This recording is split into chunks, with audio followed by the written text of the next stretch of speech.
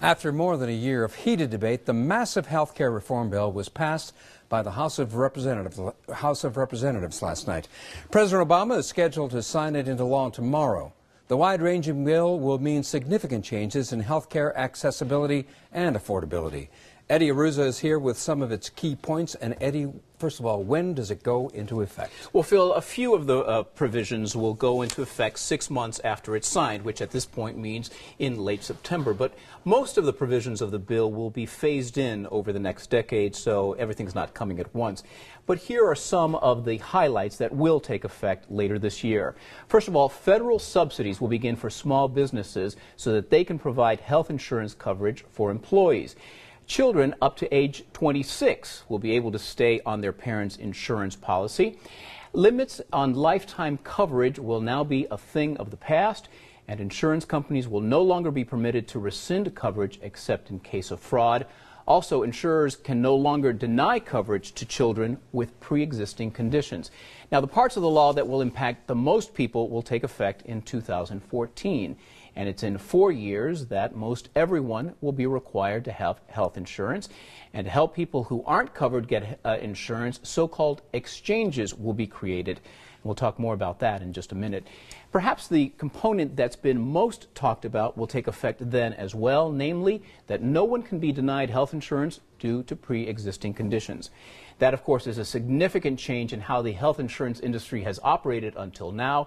Here is how one Northwestern University professor whose expertise is health insurance sees that new policy.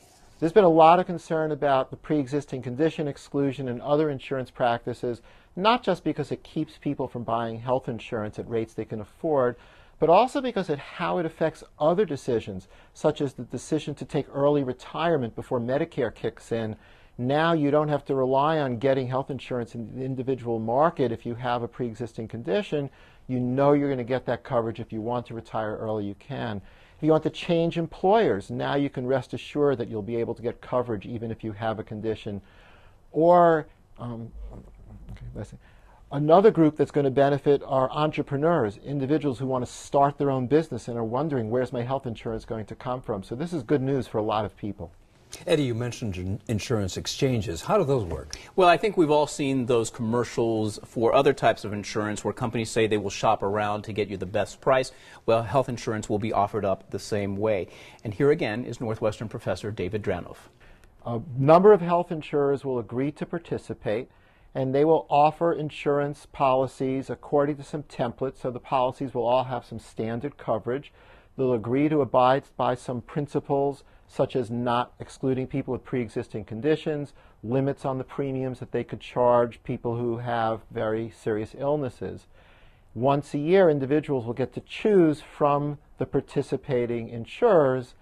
They will get a subsidy if they're of low income to help them buy the insurance.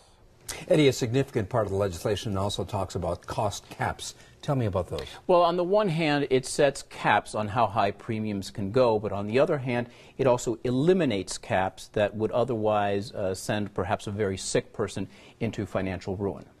Health insurance premiums are often based on the health experiences of the enrollees. Insurance companies aren't a charity. If you're an individual who has high health care costs historically, you're going to have to face high premiums in the future. Well, that's going to change somewhat now because there's a cap that's been placed on the premiums for the sickest individuals relative to the healthiest individuals. A very small percentage of the population gets hit by annual and lifetime coverage benefits. A typical policy, for example, may have a $1 million lifetime coverage benefit, and very few people are touched by that, but the people who are of course, facing financial catastrophe. So this is an important protection for them. As for the provision that allows dependents to remain on their parents' health plan until age 26, there may be several benefits to that, but the drafters may not have had this particular benefit in mind. With an adult dependent child age 23, I think it's a highlight. One thing I think this is going to do is force young adults to stay on good terms with their parents.